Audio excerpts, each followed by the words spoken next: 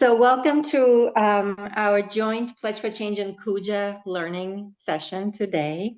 For those of you who may not know a lot about Pledge for Change, because we have opened this to the Kuja community and some of you are new to the Kuja platform, just a few brief words. Pledge for Change is a public set of pledges that had been signed by 12 international NGOs in October of 2022. And the pledge is an effort to reimagine their roles in the global humanitarian development system. They are pledging to build a stronger aid ecosystem based on the principles of solidarity, humility, self-determination, and equality by focusing on three core changes, which are equitable partnerships, how they partner with organizations working on development and humanitarian, poverty reduction challenges, peace building, human rights, and so on. The second pledge is on authentic storytelling, which is the focus of today's session. It is related most to that pledge.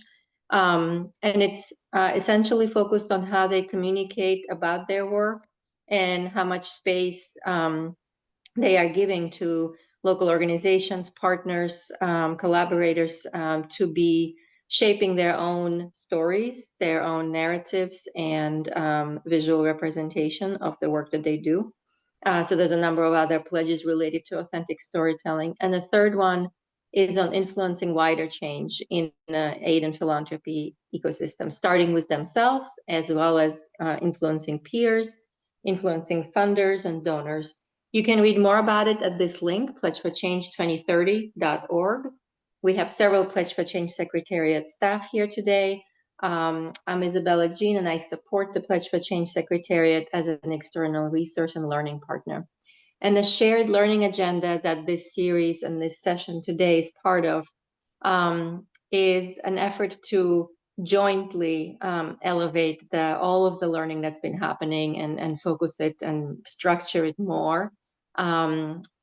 By sharing good practices, promising practices, by exchanging knowledge, which is what we're going to be doing today, by discussing it, challenging each other's assumptions, as well as looking at emerging opportunities to shift power in a wider ecosystem, just like Pledge has promised to do. The next session in the learning series will be focused on the Pledge accountability and learning mechanism. It will most likely be at the end of June. Blessing can put more information about it in the chat. And I hear it will be open to all the pledge signatories and supporters, as well as Kuja community members. So it'll be an open joint session, just like today. So look for more information on it in the chat. Blessing is overseeing all of the pledge learning processes. So any questions on that, please direct it to him. If you haven't introduced yourself, please use the chat function to type up your name, your organizational affiliation, and where you're based. And thank you for doing that. And later we'll take questions. This session is being recorded. It'll last, the official sort of recorded portion of it will be for an hour. And then we know that a number of you have to drop off at the end of the hour. But those of you who want to stay longer, the speakers will be staying for another 30 minutes to engage in more conversation, to answer any more questions that we didn't get to, and that portion will not be recorded. So very quickly, brief intros to speakers, and then I'll pass it on to Tara to start us off. Tara Todros-Whitehill is the CEO of TW Storytelling. She's an expert in narratives that shape the aid and philanthropy work, and she's a member of the Pledge for Change Authentic Storytelling Review Panel, which is a panel of experts, 6 of them, who are reviewing INGO communication and fundraising materials and giving them honest and timely feedback on how they could improve it based on the pledges that they have made to remove any neocolonial or problematic images, to be more ethical and authentic in the way that they engage with local communities, as well as with local talent, local photographers, local storytellers, and so on. So Tara can maybe mention more about her reflections from that process, but the panel has already gone through the first set of reviews and has given feedback to all of the INGOs who submitted their materials this year. And the panel will continue to do that every year. Laura Abad Guerrero is from Fair Picture, which is an organization that's dedicated to ethical content production, and she's an advocate of that, as well as a photographer herself. And the Fair Picture is also advocating for engaging with more local talent, local photographers, local storytellers, journalists, and so on. Both Tara and Laura, their organizations are supporters of the pledge, so they are essentially on the website listed as supporting organizations, and it's a very long list of organizations that are not necessarily large INGOs who are also engaged in the pledge in a supportive role. So please check out that list as well. And finally, Arseny Alenichev is a researcher on uh, bias in AI images and how AI-generated images are being used currently in humanitarian communication, fundraising, as well as in global health. All three of our speakers have longer bios, really incredible work. I'll post those in a chat if you want to read more about their work and their articles and things that they've written. But I don't want to hold up and would love to pass it on to Tara to start us off. And Thank I'll you take so much this for out that. of your way, Tara. Thank you so much for that introduction. Appreciate it. And pleasure to meet everyone here. Yeah, we have done a lot of work um, with this group about the ethics and, talking about how all the different visuals can be seen and how we went through a very long process of looking at different campaigns of different organizations and kind of giving feedback, which was a very interesting process for me, and I think it was very helpful to the organizations. And then in November, we did a discussion on AI as well, and I think from that, the things that I got from that last conversation was just how little people had really considered what to do with it. It was more like kind of like exploring and understanding and not really using it, at least for there's many different applications of AI, but in terms of the storytelling, I think it's being used very extensively by administrative work at this point. But in terms of storytelling, people still questioning how to use it or if at all. And something that I Interrupt. Sorry to interrupt. A few people are saying that they can't hear you very well, that perhaps your mic is a little too far if you can increase volume. I'm hearing you fine, but not sure I if can you could. try talking a little bit more, but there shouldn't be anything between me and my mic. Can you hear me now? Is that better? Hopefully for others. I can hear you fine. Okay. Um, Sorry if I was speaking too low. So yeah. So what I was saying was that what I talking to different NGOs that are clients and also doing that meeting last November is that it feels like there's still very like just kind of unsureness about what to do, and so not as much just kind of doing anything. When I asked, and I think in that group who had a AI, an ethical, like an AI policy about how to use it in storytelling, I think about 30% of the people did at that point in terms of their organizations. And so it was something that, in terms of the work that we do a lot of work on like ethical storytelling and creating those guidelines for different social impact organizations. But we also push for doing that the same with AI as a not as a final anything, because AI is not final, but more as a working document, and also being very open about that, like how it is evolving in your work for storytelling. Not because you don't want to play defense when something comes up and people assume that that's AI and you have to explain that it is or it isn't or whatever, but being able to have protocols when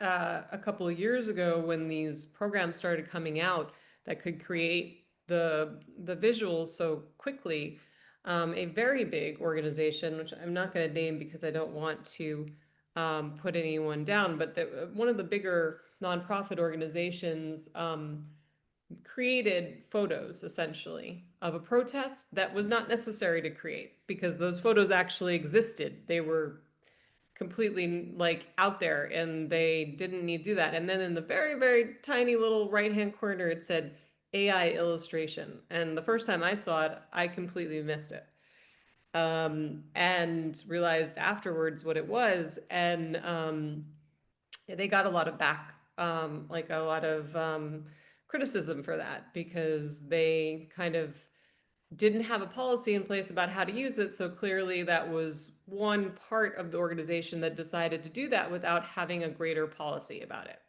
So I think it's really important that, organizations really do this and consider, like, because at this point, AI is embedded in our phones, it's embedded in, all these things. So if you take a photo, it may have you can easily do the AI in the phone. You want to take someone out of the picture, you can take someone out of the picture. Is that ethical? Is that going to be something that is okay? So those kind of questions are stuff that I think is really important to delve into in each organization and just have a continual conversation about it. So that's kind of the main stuff that we're working with an AI, and also just I think there's some from the storytelling point of view. I hope, my hope is that as people create their own language models, if everyone, I don't know if everyone is familiar with, but there's these like ChatGPT and Claude, and all these are these large language models, right? That are using all the pieces of the internet to create what they give you as responses, and a lot of times those are quite biased, as I know Arsene is going to talk about as well, and others. But when organizations start creating their own models, which I've also seen from a couple of our clients, and they teach that model the way that they want, I think the results from at least not creating the stories, because I always think the stories need to be authentic and the people need to be authentic, but helping them with their storytelling and how it can be better is, I think, a great thing, because I think there's a lot of room for improvement in that from a lot of organizations. And I think teaching them, but also having the right people to teach those models, will be helpful so that they can kind of elevate just even what they're thinking they want to do as stories. I think that that's the best thing that I think can happen, is the creative push that can help us get better stories from that. So that's my little part of my talk, and I'm excited to hear everyone else.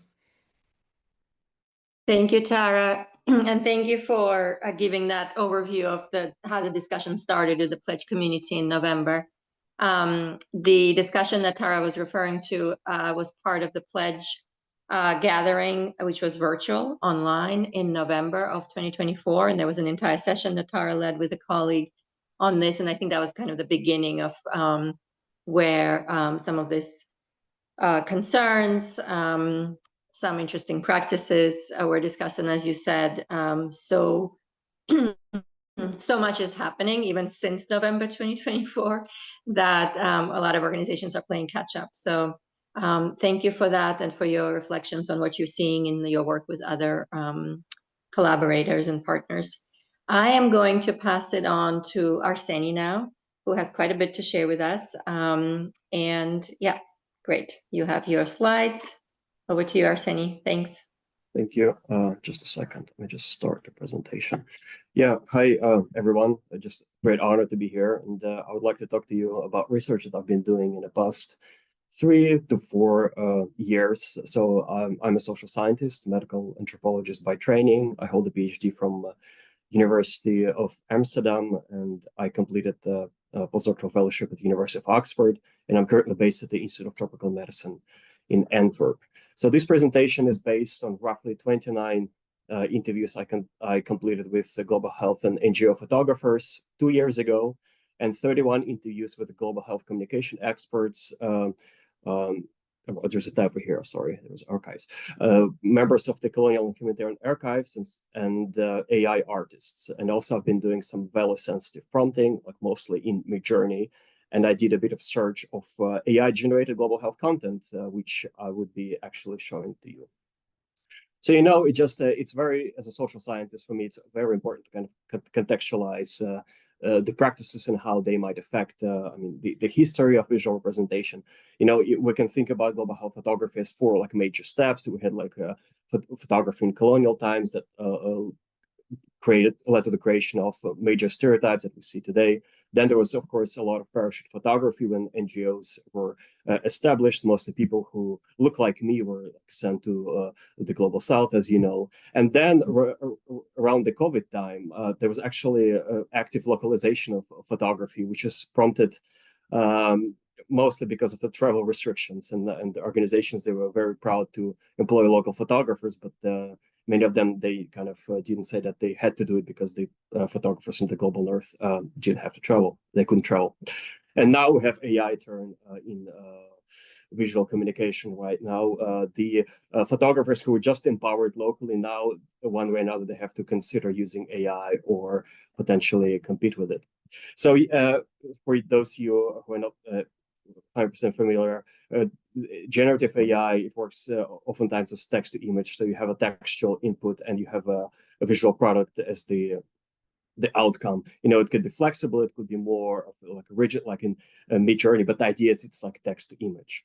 Right, and now I'll go right away into the examples of AI images. This is the campaign that Tara was referring to. So it was created by Amnesty International a couple of years ago, and it created a lot of backlash. So this is the article from Guardian. And 2 years later, I came across this set of images on Twitter back then. As you can see, it's published on behalf of WHO. It has logos. In the credentials, there was no photographer, just WHO. And it turned out my investigation yielded results that this campaign was AI generated. It was created in Midjourney version 5.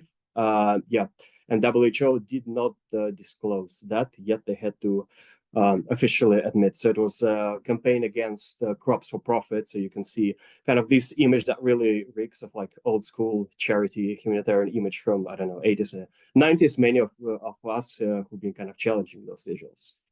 And now I would like to show you two videos that were actually shown to me as ads by Plan International. And those videos are AI generated.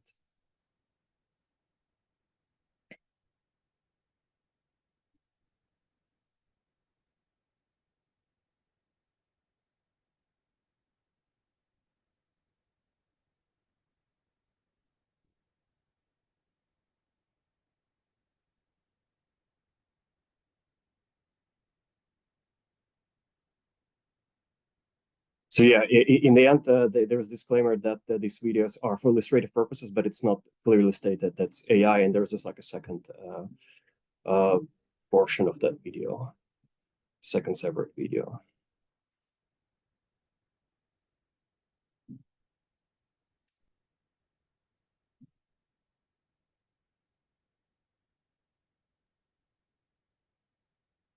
And the last image there in both videos, it's like a real person, right? So it's like a combination of synthetic and real visuals. And after I watched that video that was promoted by YouTube, because it was shown to me as an ad, I started seeing that image on the right. So that image traveled because of cookies, I don't know. And for instance, in that image, it's not stated it's AI. Well, it's really obvious. There's also like a campaign by Charity Right, which is a small-scale UK NGO that used this for fundraising. And as you can see, for instance, the image in the middle like really resembles the famous image by Stephen McCurry about the Afghan girl, and kind of really hints that AI is being trained on real images. What is more alarming, in my opinion, is that I've been encountering quite a lot of images that really look like poverty porn or violence porn. So, for instance, these are the images that I collected on LinkedIn using the basic term searches like Africa NGO or like India NGO, and there was quite a number of images that really resemble like the old school poverty porn images, and there is quite a lot of them. Some of them are posted by individuals, some of them are posted on behalf of the organizations. Yeah, and I think the same organizations, they will not be posting it for like for real, like the real images. Like this one is probably the most shocking of them all. It's actually a small scale organization based in East Africa, and they created this image. And as you can see, there was like even like a pterodactyl flying there, so it's quite a problematic image in my opinion. But yeah, and the reason why those images are being used is that, you know, the justification that they're synthetic, right? These people are not real, and probably because those images bring a lot of clicks because this is like a visceral content. So it could be that, you know, because of AI, the synthesicity of the images is used as a justification for kind of reverting back to the poverty porn type of images. And, you know, so the question why we need to ask, like, why organizations are even trying to use AI generated images? Well, it's very simple. It's fast, right? We all know how long a global health photo shoot might take. It's cheap, right? Like in Midjourney, you can do it. You can create a whole campaign for like $10. Yeah, I put it in quotation marks because it's like a normative framing that it reduces carbon footprint because there is no need for traveling. It's highly debatable because, you know, there is quite a number of studies showing that the prompts they release a lot of CO2 indirectly. And obviously, there is this idea that it protects anonymity and no consent is needed, which is kind of saves a lot of time in negotiations. On the other hand side, right, it's like AI images, they are like fictionalized, right? So it's not journalism, which is like a major problem for a lot of people who believe in photojournalist representation in global health.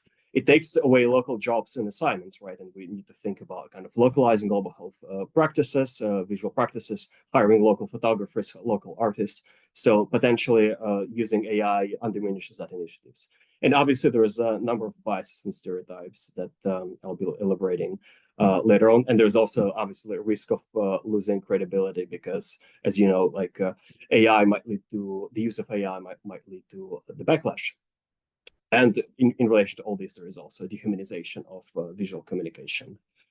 Yeah, so as I interviewed people, I would like to quickly show you like what's going on at the organizations based on my assessments. So there is, again, lack of guidelines, as Tara was saying. There are currently no universal standards or regulations governing the use of AI-generated images in global health. There is divergent adoption of strategies. Organizations are experimenting with AI imagery internally, some leveraging it in full capabilities, others applying it cautiously or avoiding it altogether.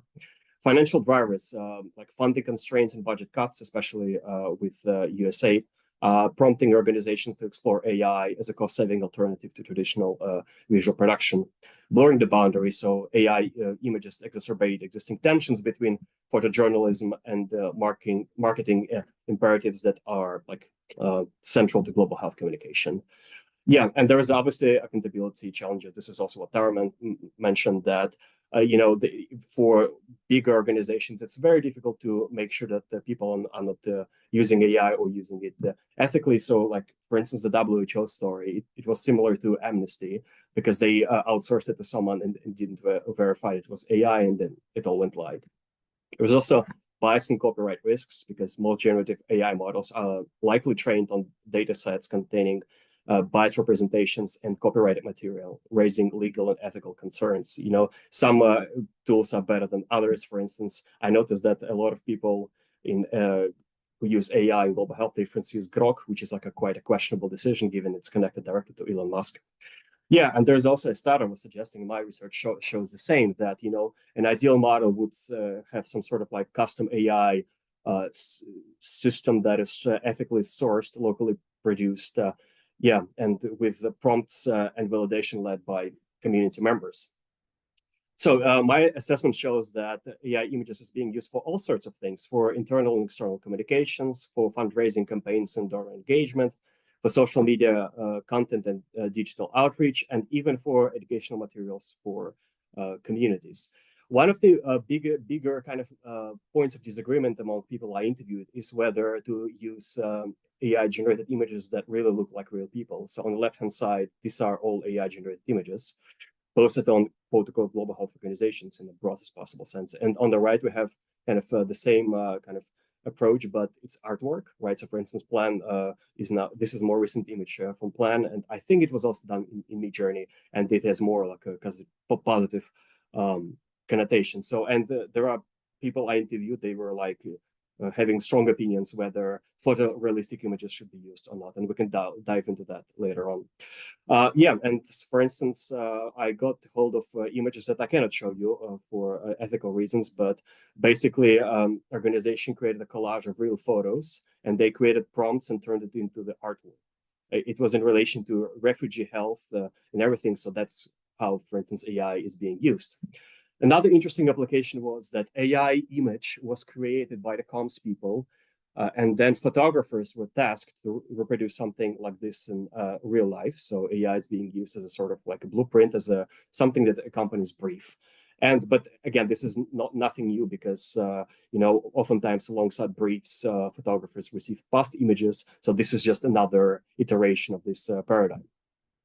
Now I would like to quickly talk to you about the fear of losing credibility. So this is a campaign that was withdrawn by a major global health organization one click before going live. It was supposed to illustrate a campaign for MENA, Middle East, North Africa, or West Asia, to use more contemporary terms. Yeah, so, and yeah, after the headcoms realized that it is AI, and this is kind of the images might be biased stereotype, that they withdrew the whole thing. But I received a green light to show it without disclosing the names and the context. The question is, so given the situation that we have, and AI images are probably one way or another would be used in global health, international development, well, you name it. Should prompts be disclosed? Probably yes, I would say, and a lot of people say so. For instance, that WHO image, we can reverse engineer it, and the prompt would be a decent shot of a hungry African boy standing, sorry, there's a typo again, miserably in empty crop field, dirty clothing, his face sad. And for instance, if WHO disclosed that prompt, that probably led a lot of concerns about like the biases that occur at the level of input. However, if we agree that there should be radical transparency and we should be disclosing the prompts, then perhaps we should be also disclosing briefs, because briefs actually can be understood as text-to-image practices that existed before AI. And here's just a quote from one of the photographers. That's part of the requirement. Some organizations, they give past images of how things were photographed. So you have to kind of imitate those energies and looks, everything. I think it takes away from the creativity of people. Like, for instance, the material health issue, like they might have a photo archive and they use those images to explain to you how people are set up, how they look, how they smile, and the interactions. You have to repeat those images in the way they want. I think that that's what they believe is helping them raise funds. So, if we go with the idea of radical transparency and that the prompts should be disclosed, perhaps a next step would be disclosure of briefs, but then that would lead to even more tensions. And we can even think about global health photography. There could be like 3 degrees of artificiality in quotation mark. So these are the images that I took from Save the Children UK. And as you can see, the images here, they explicitly state that images feature actors inspired by real stories. And I would like to actually commend Save the Children, because they are just transparent about those things, because we know that a lot of the global health images have been staged throughout the years. So, like the second degree of artificiality would be AI images trained on staged or orchestrated images. So, for instance, these images are AI generated, and I'm sure that many of you saw like the real versions of those images in real life. And there is also the third degree of artificiality, which is, I think, even more interesting. So this is a campaign that was created by an AI artist using AI images that were trained to replicate on kind of problematic real images. I think Lute is in the call here with us. So Lute confirmed that this is Oxfam did not commission those images. Perhaps Lute can talk about it a bit later. So yeah, now there is even like a problem that, with AI, some artists and creatives, they can just pretty much slap the logos and reproduce the images that would be against the vision of the organizations. And just quickly talk about the biases. Many people reported biases, and I'll just like to show you some of the biases that I encountered with Midjourney version 5.0, and the similar biases were encountered by people I spoke with. For instance, here the prompt is, Black African doctors are giving food and water to poor sick white children, but you can see that, the prompt is interpreted in a way to revert back to the white savior trope many of us were challenging and still challenge. And yeah, those, because again, probably deep in the algorithms, provision of care is linked with whiteness, reception of care is linked with blackness. Like Black NHS doctors taking care of a white sick child, NHS doctor, NHS nurse, again, sociologically it doesn't make any sense because the NHS workforce is extremely diverse, but again, there are certain biases and stereotypes ingrained. This is probably my favorite image. This is like the prompt here was traditional African healer is helping poor and sick white children. And you can see that, I don't know, this is, I've never seen such a traditional African healer, but yeah, there's definitely a bias there. As well. And here the prompt was doctors help children in Africa. So this is just, the whole idea of stereotypes, like Africa, wildlife, savannah, yada, yada. So AI is reproducing that. So at the elephant in the room here, so the prompts here also like doctors help children in Africa. Where did these biases come from? Is this some sort of like hallucinations? Is it some sort of like improper algorithms? The answer is probably no, because we have so many of the biased images that have been produced over the years, like humanitarians of Tinder, colonial photography, the whole idea of Africa of kind of, like a Disney paradise, the whole visual culture for volunteering, So all AI learns from all those kind of images and it's reproducing them, right? So is it really then striking that we have those biases? I think it's kind of makes sense because you just crap in, crap out, in quotation marks. So yeah. But so it leads to the paradox. If we want to have better AI, we need to hire more local photographers so they can create alternative representations. So we need to feed the algorithm with better images. So the solution to better AI is actually empowering photographers.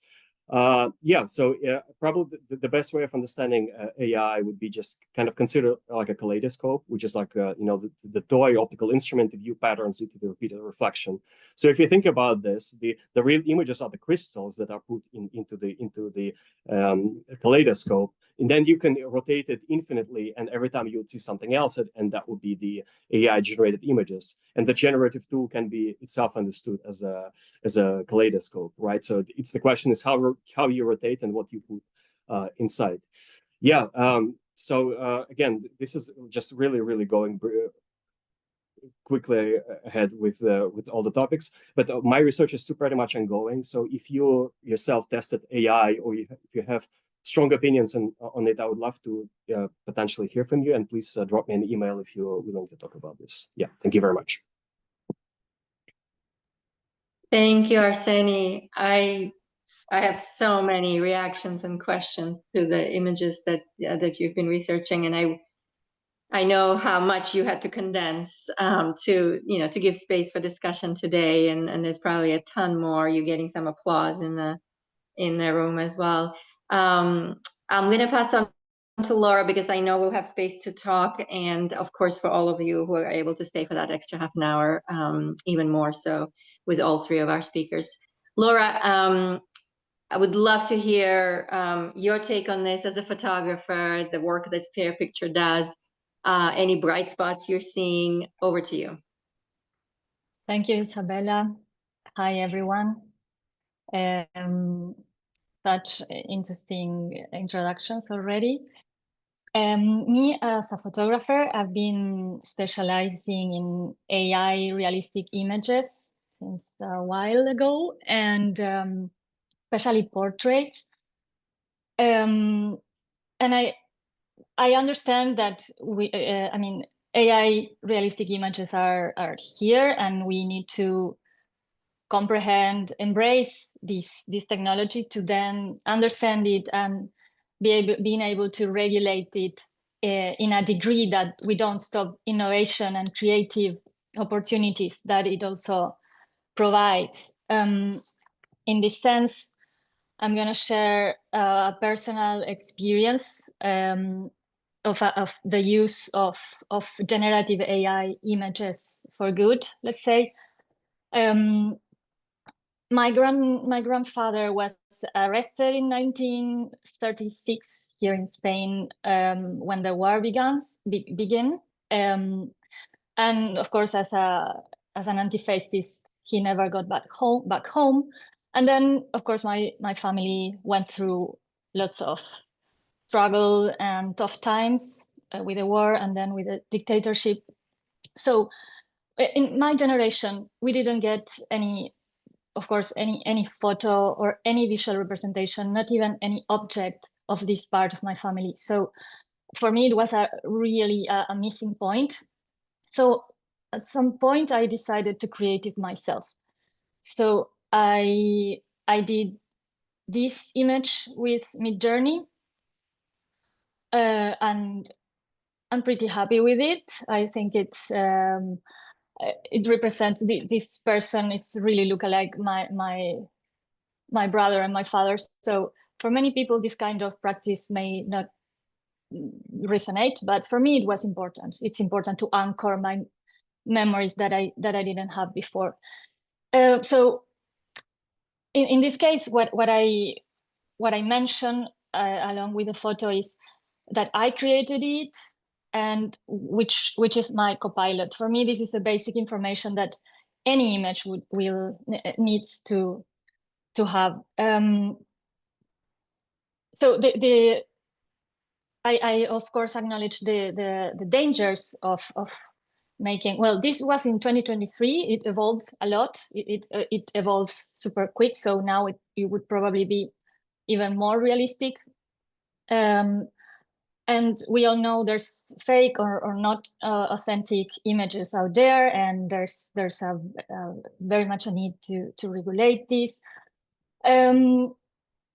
But I think the key to this is who operates the machine, who creates the image.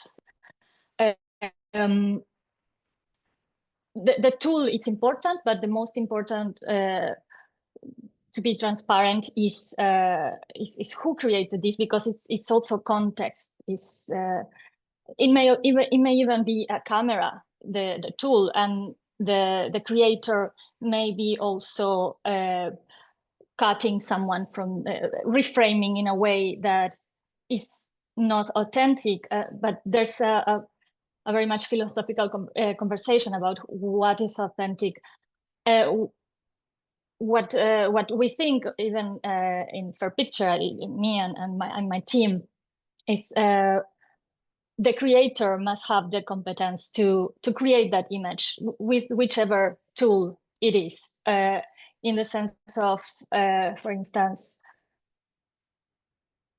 photography, when creating an assignment for a nonprofit or an NGO, it's important that if we are depicting a community, it's the creator is embedded in the community, but there's far more important context to add to every image or every visual story.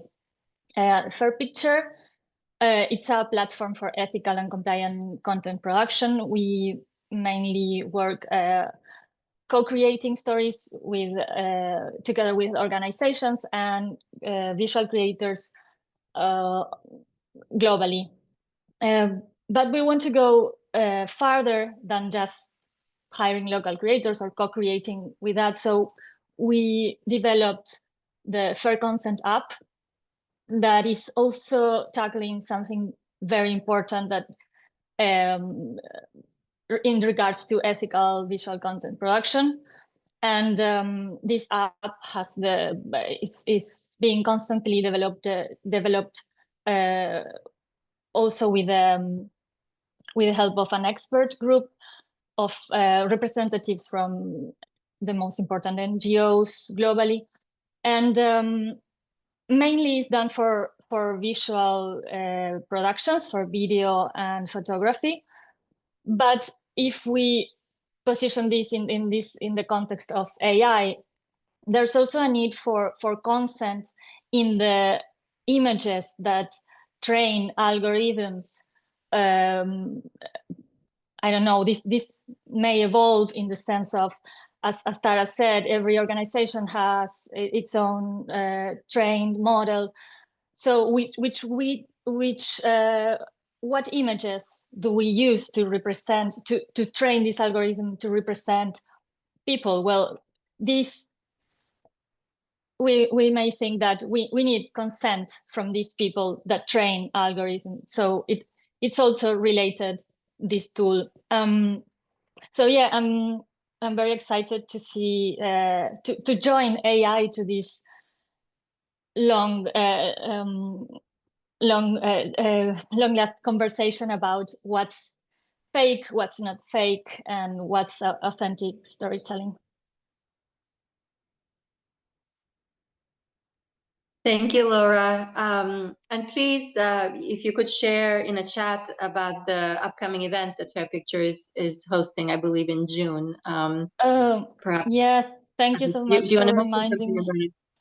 Sure, sure. Yes, thank you.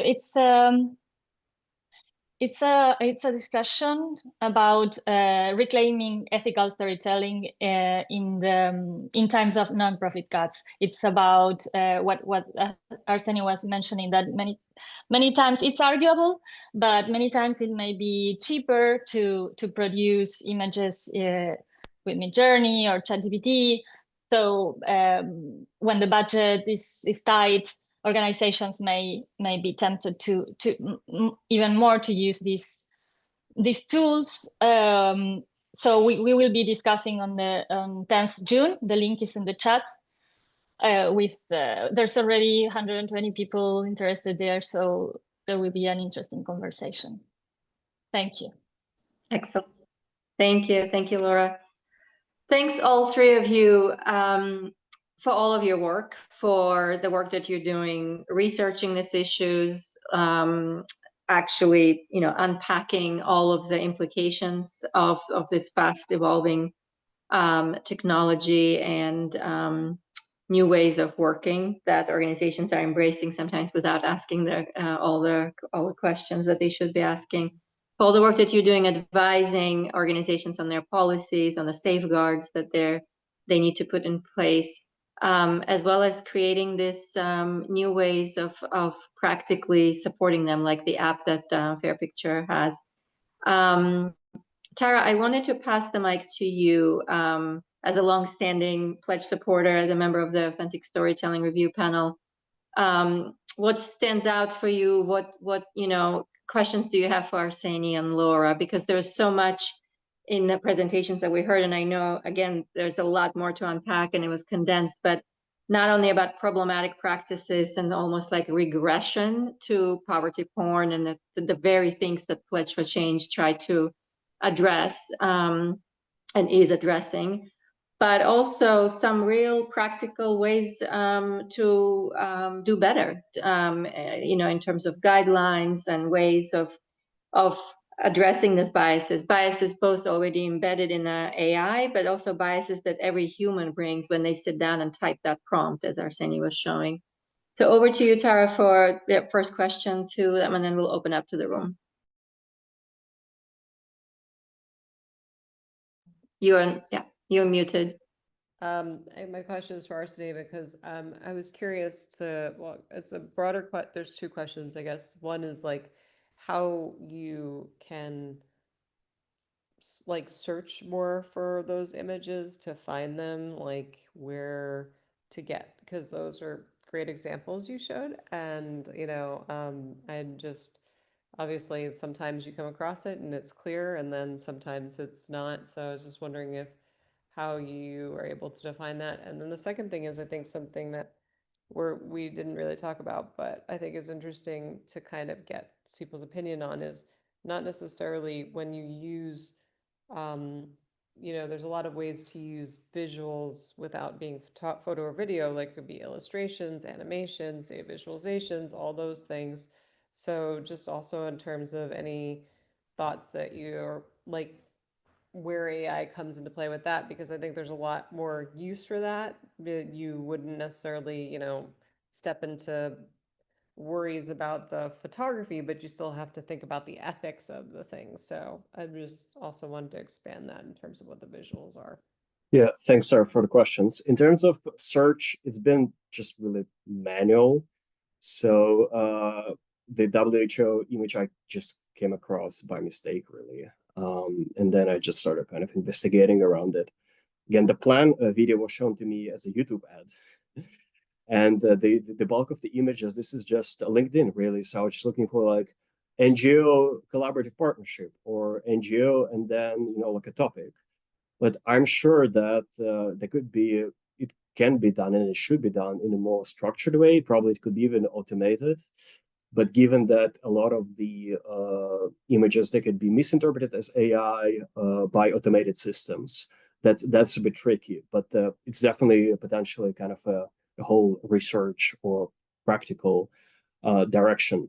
And in terms of kind of not photorealistic images, yeah, I agree with you. And actually, one of the reasons why a lot of people told me that they don't want to be using photorealistic images is because it could even go as far as inflicting violence. Because there is a lot of communities where um, accurate representation matters. And if you are the prompter sitting in the global north and you're creating a community somewhere in the global south, you can easily don't understand that, like the patterns, the cultural items, they don't make any sense. But if you as an outsider, you might not necessarily see that. Or just in terms of the physical appearance, there could be a lot of questions that it could create a stereotype about a certain ethnic group. And again, this is not even visible to outsiders. Yeah, and that is potentially one of the reasons why it was listed as something to be avoided. But yeah, a lot of AI stuff is being used for like kind of low risk stuff, like diagrams or like some sort of like figures just to show stuff. I don't know how to explain clip art, I would say. Yeah, but it creates almost. I also came across the kind of the hybrid images, which were like the real images that were kind of AI-fied.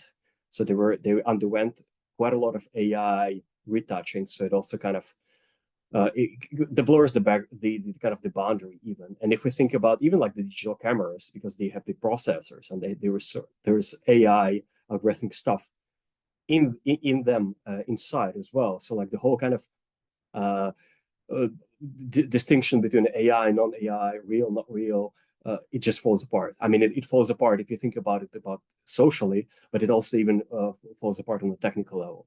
But yeah, that's kind of the couple of reflections. It's probably very social sciencey, so it's a bit kind of all over the place, but that would be my answer. Thank you. Okay, so we have questions that are already coming in through the chat, and please, those of you who want to ask a question, raise your hand if you're able to use that function in a Zoom. You can unmute yourself or type your question into the chat, and I'll read the first one out. You're welcome. Any one of you could pick up an answer if you'd like. How can we ensure AI-generated stories do not perpetuate or amplify existing social biases and stereotypes embedded in training data? Good question, kind of coming right back to some of the points Arseny was making earlier. And I just want to also highlight just earlier on discussion on your response that the competence question, Laura, you pointed out in our planning discussions, is that it's not just only about transparency and creating images and acknowledging in the caption that this is an AI generated image. That would be great if there was more acknowledgement and more captions, but transparency alone wouldn't address the issue that some of the AI creators simply have no idea what they're doing, as Arseny was saying, in terms of cultural details, the specificity of how people are portrayed from different regions and different ethnic groups. But back to the question in the chat, what can we do to ensure? Over to Laura, Arseny. I know, Tara, you are in transit, but if you're still able to stay on mic and answer, that would be great. But only if you can.